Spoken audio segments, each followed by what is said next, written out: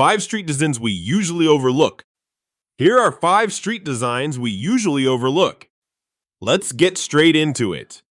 Number 1, the bumpy tiles on the sidewalk. Near intersections, train stations, and the edges of sidewalks, you may notice tiles covered with raised dots or lines.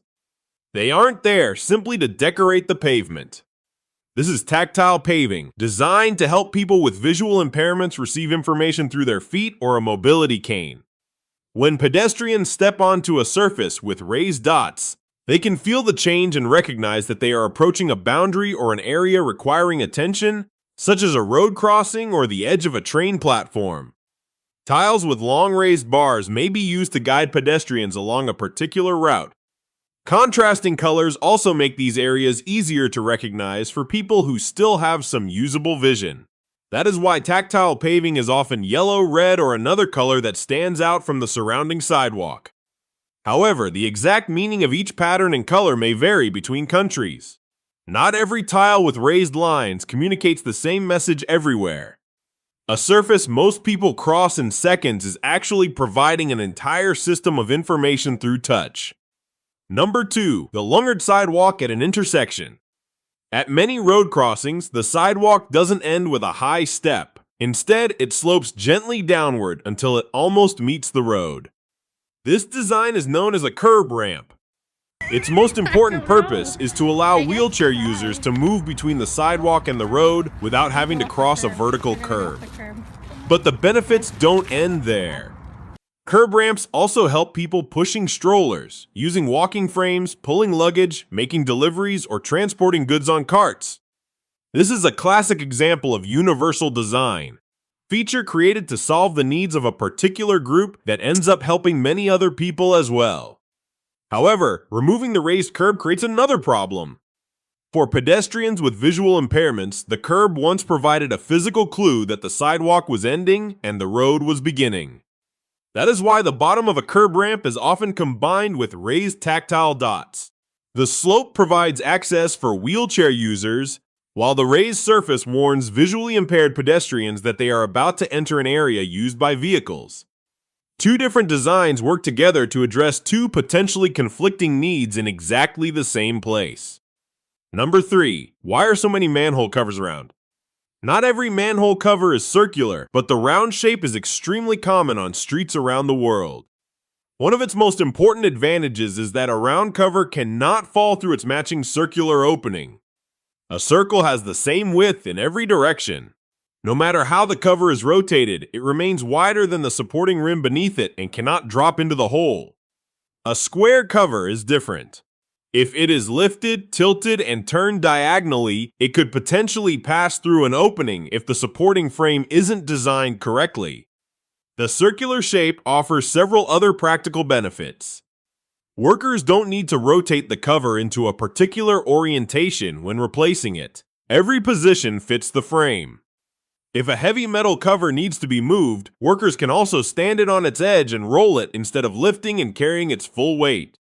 Access shafts and underground utility chambers are also frequently cylindrical because that shape distributes pressure from the surrounding ground effectively. Of course, square and rectangular covers are still used when the equipment underneath requires a differently shaped opening. But when only a normal access point is needed, a circle provides a simple, safe design that never needs to be aligned. Number 4, the small reflectors on the road. When driving at night, you may notice small points of light running along the lane markings. These devices are commonly known as raised pavement markers, road studs, or cat's eyes. Most of them don't produce their own light. Instead, they use specially shaped reflectors or prisms to return light from a vehicle's headlights toward the vehicle. An ordinary surface may scatter reflected light in many directions. Retroreflective material is designed to send a much larger portion of that light back toward its source. Because the driver's eyes are relatively close to the headlights, the markers appear bright and visible from a considerable distance. They help drivers follow the direction of a lane, especially around curves, on roads without streetlights, or during rain, when painted markings can become difficult to see. Some modern road studs use LEDs and solar power instead of relying only on reflected light. Different colors may also communicate information, such as separating lanes, identifying the edge of the road, or warning drivers that they are traveling in the wrong direction. However, color rules aren't identical in every country.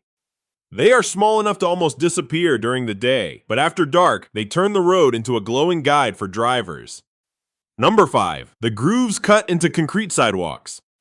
The straight lines dividing a concrete sidewalk into a series of squares aren't only there to make the surface look neat. They are designed to control where the concrete will crack. After concrete is poured, it loses moisture and shrinks as it hardens. It also continues to expand and contract as temperatures change. These movements create stress inside the concrete.